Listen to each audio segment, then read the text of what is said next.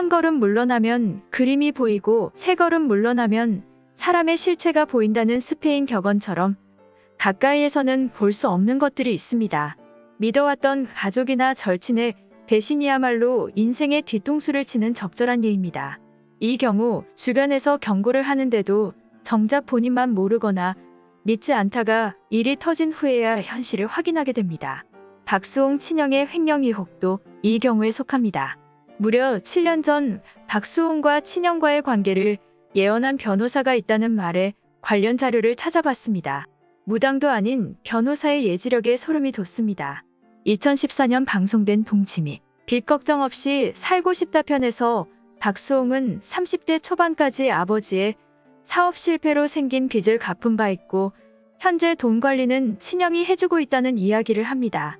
그러면서 박수홍은 돈을 모아왔지만 실제 그 재산을 본 적이 없다며 너스레를 떨었습니다. 그렇게 3, 4년을 편하게 살았는데 형이 또 뭔가를 샀는지 빚이 생겨서 갚기 위해 요즘 프로그램을 많이 하고 있다고 말합니다. 이렇게 박수홍의 재산 관리 및 투자를 전부 친형이 한다는 것을 들은 양소영 변호사는 노예 계약이라는 게 있다. 소송이 필요하면 언제든지 도와드리겠다고 농담 반 걱정 반 말을 전합니다. 하지만 세상의 모든 분쟁을 대화로 풀 수 없을 때 찾는 것이 변호사인 만큼 가족 간 돈 관리의 문제성을 양소영 변호사는 정확히 짚어냈습니다. 7년이 지나 돌이켜보면 당시 양소영 변호사는 박수홍에게 일어날 일을 예측한 셈이 되었습니다. 당시 조언을 들은 박수홍은 친형을 소송하라는 이야기냐며 말도 안 된다는 반응을 보였습니다. 더불어 친형은 경찰을 타고 웬만하면 걸어 다닐 정도로 검소한 사람이라며 형이지만 존경한다고 깊은 신뢰를 보여주었습니다. 여기에 박수홍의 경제적 독립을 진지하게 조언해왔던 양재진 원장이 말을 보탭니다. 정신과 의사 양재진 원장은 개인적 친분으로 박수홍과 여행을 갔는데 그때 형이 직접 돈 관리했으면 좋겠다.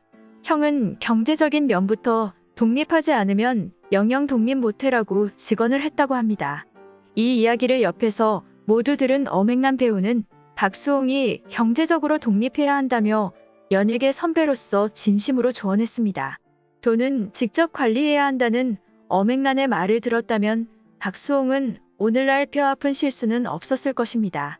이렇게 방송에서 밝힌 가족과 돈 이야기가 이 정도인 걸 보면 박수홍 주변 사람들은 돈 문제가 생길 것을 예상하고 걱정해 온 것 같습니다.